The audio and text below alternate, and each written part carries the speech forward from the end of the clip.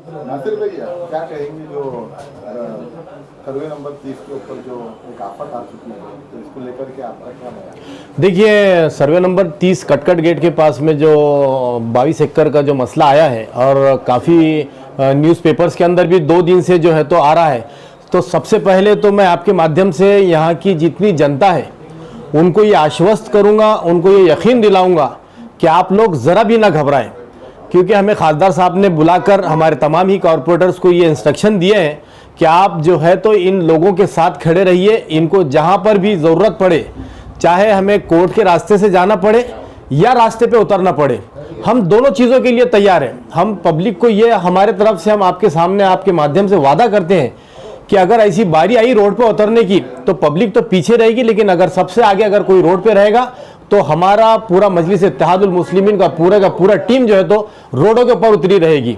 दूसरी बात, मैं ये समझता हूँ कि किसी ऐसी जहरीली मानसिकता के एक ऑफिसर की ये जहरीली बात है, उसके जहन के अंदर ये जहरीली बात आई, जिसने आज कई सालों से जो लोग रह रहे हैं, जिन्होंने बाज़ाब्ता वो प्रॉपर्टी खरीदी, और मैं ये कहूँगा कि यही कलेक्टर ऑफिस ने फंसोने किया है। सबसे पहले तो कलेक्टर ऑफिस के ऊपर गुना दाखिल होना चाहिए कि अगर ये एनिमीज की प्रॉपर्टी है, एनिमी प्रॉपर्टी है, तो आप वहाँ पे रजिस्ट्री कैसे करके दे रहे, आप वहाँ पर पीआर कार्ड कैसे बना के दे रहे, आप वहाँ पे लाखों करोड़ों रुपया आज तक आपने 50 साल में रेवेन्यू कितना जनरेट किया आपने, आपके पास उसका हिसाब है। आप लोगों से पैसा भी लेंगे और आप जो है तो उसके ऊपर दादागिरी भी करेंगे। तो मैं आपको ये बताऊंगा कि अगर ये एनिमी की प्रॉपर्टी है तो आज हमारे लोग यहाँ पर बैठे हैं, फिर आपके वहाँ से वापस पाकिस्तानियों को लाकर एनिमीज को बिठाना चाहते हैं क्या? अगर ऐसा है, अगर जिसकी प्रॉपर्टी है अगर वो वहाँ पर रहना चाहिए, तो गवर्नमेंट ऑफिसर जितने बने हैं ये सब निज़ाम की प्रॉपर्टी के ऊपर बैठे हुए, 1 रुपया भी ये किसी को देते ना कुछ करते। चलो आप ये 22 एकड़ लो और हमारे पूरे जितने निज़ाम सरकार के जितने भी प्रॉपर्टीज़ है वो खाली करके तो हम लोग हमारे वहाँ मकान बनाइए। ये दादागिरी औरंगाबाद में इनकी चलने वाली नहीं है। आपके माध्यम से ये मैं बताना चाहता हूँ प्रशासन को, ख़ास तौर पे पुलिस डिपार्टमेंट ने इसके अंदर दखल लेना चाहिए और रेवेन्यू डिपार्टमेंट को बुलाकर तंबी करना चाहिए कि बगैर नोटिस के लोगों ने अपनी ज़िंदगी भर की कमाई लगाकर वहाँ पर एक आशियाना बनाया, और अगर आप उसको उजाड़ने की बात करेंगे, उसको तोड़ने की बात करेंगे, तो मैं आपको क्लियर कहता हूँ कि औरंगाबाद शहर का वातावरण सही नहीं रहेगा। अगर इस यहाँ का लॉ एंड ऑर्डर अगर मेंटेन करना है तो मैं पुलिस कमिश्नर से मेरी अदबन गुजारिश है कि आप यहाँ के जितने रेवेन्यू ऑफिसर हैं जिन्होंने ये धांधली की बगैर किसी नोटिस के, बगैर किसी आर्गूमेंट के, जबकि यहाँ पे कई प्रूफ है हमारे पास, कलेक्टर के यहाँ पे सर्वे हुए, कलेक्टर ने यहाँ पर लेटर दिया कि ये जगह इनकी है, यहाँ पर कस्टोडियन का जो है तो सर्वे हुआ, कस्टोडियन ने जो है तो यहाँ के लोगों के हक के अंदर बात कही। ऐसी कई हमारे पास में प्रूफ्स है जो ये दर्शाता है कि ये प्रॉपर्टी जो है तो लोगों की है, लोगों ने बाज़ाब्ता इसको खरीदा है। तो ये प्रशासन अपने दिल व दिमाग में से निकाल दे कि आप जो है तो इसको हड़प सकते हैं। मैं तो आपके माध्यम से ये कहूँगा कि ये आने वाले कुछ ही जैसे G20 ख़त्म होती है उसके बाद फ़ौरन जो है तो पीआर कार्ड खोल देने चाहिए और ये डिक्लेयर करना चाहिए कि पब्लिक प्रॉपर्टी है और ये लोगों ने रेवेन्यू भरा है, वरना इसके नतीजे तो संगीन होंगे। आपने रोड पर उतरने की बात की है, तो जुम्मे के दिन जो है तो इन्होंने कुछ आंदोलन का इशारा दिया है, तो क्या एमआईएम पार्टी उसमें शामिल है? देखिए, मैं तमाम लोगों से, जितनी भी राजनीतिक पार्टी हो या सोशल वर्कर्स हो, उनसे ये अपील करूंगा कि इस मुद्दे को गंभीरता से ले, इसकी सारी टेक्निकल मालूमात ले और हम लोग सब मिलकर कंधे से कंधा लगाकर लड़े। इलेक्शन आएंगे, जिसको वोट देना है वो देंगे, करेंगे, लेकिन हमारी राजनीतिक लड़ाई जो है तो आपस में ना हो, हमारे अंदर मतभेद ना हो, हम लोग सब मिलकर उनके साथ लड़ने के लिए तैयार है, लेकिन इसको तरीके से लड़े और इसके रिजल्ट आए, इस तरीके से हम लोग लड़ना चाहते हैं। सर्वे नंबर 30 हरसिंह सिंहपुरा कटकटी गेट पे जो कार्रवाई की बात उठी है, इसके ऊपर आपका क्या कहना है?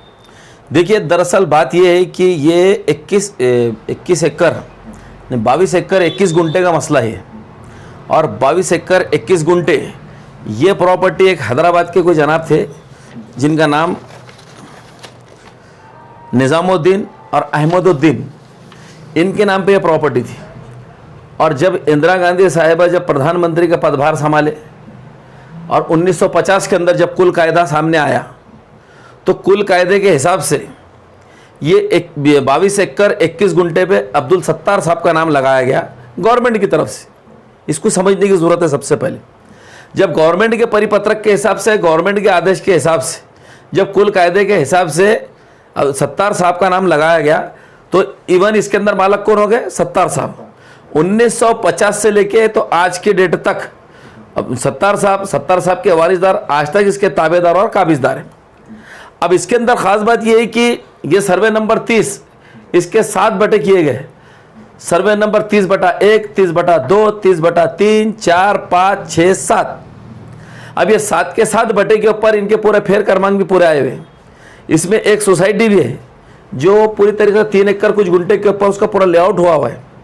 और हमारा बोलना ये है इसके अंदर कि ये जो मैंने 2 मालक के नाम बताया है, ये 2 मालक ने सन 1971 में अब्दुल सत्तार साहब को 11 एकड़ 30 गुंटे की सील्डेड रजिस्ट्री करके दी हुई है। तो इससे यह साबित होता है कि 1950 में भी मालक हिंदुस्तान में मौजूद था, भारत में मौजूद था, और 1971 में जब रजिस्ट्री करके दे रहा तो भी वो भारत में मौजूद था।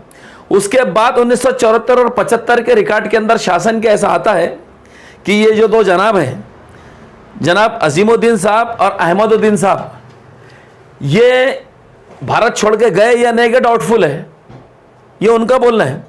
लेकिन अभी ये 6 तारीख को उप विभागीय आयुक्त की तरफ से जावक क्रमांक 30 और 31 जावक क्रमांक 30-31 के माध्यम से एक नगर भूमोपन अधिकारी को पत्र दिया जाता है और सर्वे नंबर 30/1, बटा 2, बटा 3, 4, 5, 7 इसके जितने फेर है, जितने पीआर कार्ड के इसके ऊपर नोंदनी ली हुई है, ये सबको रद्द करके नामों को क्लोज करने का एक, मैं तो कहूँगा, डिक्टेटरशिप वाला फरमान जारी किया गया।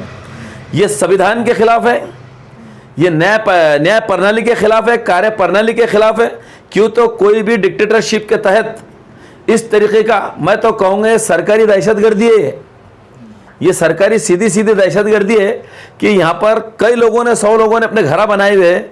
आप किसी को एक नोटिस नहीं देते, आप किसी के एक हेयरिंग नहीं लेते, और केमजोन जैसा साउथ कोरिया के अंदर एक फरमान जारी कर देता है। ऐसा एक, ये हमारे उप विभागीय आयुक्त का एक फरमान है ये, कि सबके नाम बंद कर दो और इसको शत्रु संपत्ति डिक्लेयर कर दो।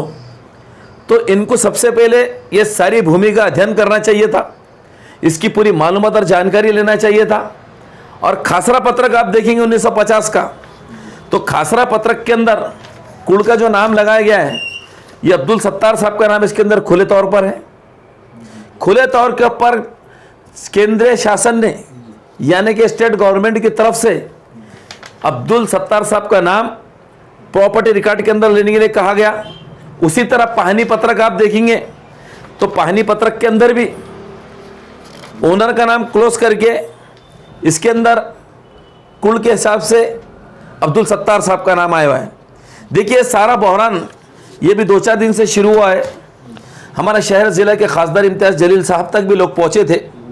खासदार इम्तियाज़ जलील साहब के पास पहुँचने के बाद जब लोगों ने अपनी रुदात सुनाई, जब अपने मालिकाना हक़ के बारे में बात बताया, तो खासदार इम्तियाज़ जलील साहब ने हमारे गठनेता ग्रुप लीडर आरी जनाब नासिर सिद्दीकी साहब को, हमारे फिरोज़ खान साहब को, एमआईएम की जितनी टीम, इनको बुला के कहा कि इस चीज़ को प्राइमरी लेवल के ऊपर आप पूरा छानबीन करो, इसकी पूरी हकीकत क्या है मालूमात लो, और प्राइमा फेसेस के अंदर इसके अंदर हम कौन कौन सी दखल ले सकते, और लोगों की प्रॉपर्टियों को प्रोटेक्शन करने के लिए हम कौन कौन से उपाय कर सकते, कौन कौन से कदम हम उठा सकते, इसकी पूरी जानकारी करके हमको ये सारी चीज़ें ले आके खासदार इम्तियाज़ जलील साहब तक पहुंचाना है। क्यों? तो इम्तियाज़ जलील साहब ने साफ तौर पे कहा कि मैं लोकल के प्रशासन को, और लोकल के प्रशासन ने अगर ये सर्वे नंबर 30/1 से लेकर 30/7 तक के सबके मालिकाना हक को बहाल नहीं किया गया, तो मैं इस इशू को पार्लियामेंट के अंदर उठाऊंगा, और पार्लियामेंट में उठाने के बाद मैं लोगों को वहाँ से राहत दिलाने का और इंसाफ दिलाने का काम करूँगा। तो देखिए दरअसल बात यह है कि ये जो अपने नौकरशाह होते हैं, तो नौकरशाहों ने अपनी जिम्मेदारियों को समझना चाहिए कि आप एक कौन सा फरमान निकाल के दे रहे हैं। आप ये दौर जो है ना शहंशाहों का, राजाओं का, और उनका नहीं है कि आपने एक फरमान जारी कर दिया और वो लागू हो जाएगा। इस मुल्क के अंदर, इस महाराष्ट्र प्रदेश के अंदर, औरंगाबाद के अंदर अगर चलेगा तो भारत रत्न डॉक्टर बाबा साहब अम्बेडकर का संविधान चलेगा, और उसको बाजू रखते हुए अगर कोई तानाशाही के फरमान ऐसे निकालेगा तो उसको उठा के कचरे की कुंडी में फेंक देंगे, और हमको जमहूरी तर्ज अमल से, कानूनी तर्ज अमल से लोगों के हितों को और लोगों की प्रॉपर्टी को बचाना बहुत अच्छे से आता है। और इस प्रॉपर्टी के ताल्लुक से मैं कहूँगा गट नंबर 30, सर्वे नंबर 30, ये पूरी तरीके से मालिकाना हक और ताबे के अंदर है। आपने सुप्रीम कोर्ट के सजेशन भी देख लेना चाहिए था। आपने कौन कौन से ये जिनके नाम कुल के अंदर लगे उनको नोटिस भेजना चाहिए था, उनसे बुला के आपने पूरी हेयरिंग लेना चाहिए था। पूरी जानकारी लेने के बाद में अगर कोई आपके पास तकरार करता है तो तकरार करता हो तो इस मैटर के अंदर आज तक कभी दिखाई नहीं दिया। आप बैठे बैठे कोई लोग अगर बोल देंगे कि ये शत्रु संपत्ति है, ये एनिमीज प्रॉपर्टी है, ये गायरान है और ये फुरखान है, तो ये शहर के अंदर चलने वाला नहीं है। जनता में इसको लेकर दहशत है, डर का माहौल है, उनके लिए क्या मैसेज है? सरकार की तरफ से ये दहशतगर्दी डाली गई है। आपने जैसा सवाल किया है कि दहशत है, बिल्कुल दहशत है, लेकिन मैं तो कहूँगा ये जो फरमान जारी हुआ है ये लोगों में दहशत फैलाने वाला, ये लोगों को टेरराइज करने वाला, ये जो 30/31, ये जो मैं कहूँगा कि जावक क्रमांक 3031 जो 6 तारीख को निकाला गया है, ये फरमान, ये डिक्टेटरशिप का फरमान निकाला गया है और इस फरमान को हम ख़तई नहीं मानते। और बहुत जल्दी G20 का प्रोग्राम होने के बाद हमारे विभागीय आयुक्त आली जनाब केंद्रेकर साहब से हमारा शिष्टमंडल मिलने वाला है और ये पूरी डिक्टेटरशिप जो चलाई गई है, ये उप विभागीय आयुक्त ने जो अपने पावर का मिसयूज़ किया है, इन्होंने जो अपने पावर का गैर वापर करके लिया है, इनके ऊपर भी कार्रवाई करने का मांग इमाम करने वाली है कि इनको कोई अधिकार नहीं था। कौन से कोर्ट के आदेश इनके पास थे, कौन से पावर इनके पास में थे, और आप एक तरफा कैसी कार्रवाई कर सकते? तो एमआईएम किसी कीमत पे जावे पे खामोश बैठने वाली नहीं है। एमआईएम लोगों की प्रॉपर्टी को तहफ़्फ़ुज़ करने के लिए, लोगों को इंसाफ दिलाने के लिए खासदार इम्तियाज़ जलील साहब ने जो मार्गदर्शन दिए हैं, हम उसके ऊपर पूरा सड़क पर उतर के लड़ने वाले हैं और लोगों को राहत दिलाने का काम करेंगे। सिर्फ सरकार मुस्लिम एरिया को ही क्यों टारगेट कर रही है? कहीं ना कहीं मुस्लिम बहुबल को कमजोर करने की साजिश? नहीं, देखिए, एक जो है ना, ये नफरत की जो राजनीति चल रही है, नफरत की राजनीति तो ये मैं नहीं कहूँगा औरंगाबाद के अंदर चल रही है, पूरे देश में चल रही है। उसी का एक हिस्सा भी ये हो सकता है। तो ये जनाब का भी हमको जो है तो पूरा डाटा निकालना पड़ेगा कि उप विभागीय आयुक्त साहब ये कितने सज्जन हैं, इनकी आज तक कार्य प्रणाली कैसी रही है, इनका रिकॉर्ड कैसा रहा है, इनको मेमोस आज तक कितने मिले, शोकास कितने मिले हुए, इन्होंने पदभार कौन कौन से पदभार धारण करे हुए, ये सारी चीज़ों का अध्ययन अब एमआईएम करने वाली है। कि देखिए, एक चीज़ तो तय है कि अगर मैं आपकी प्रॉपर्टी के ऊपर आपका नाम अगर क्लोज कर रहा हूं तो आपको नोटिस देना ये ऑफिस की जिम्मेदारी बनती है, यही कार्य प्रणाली होती है।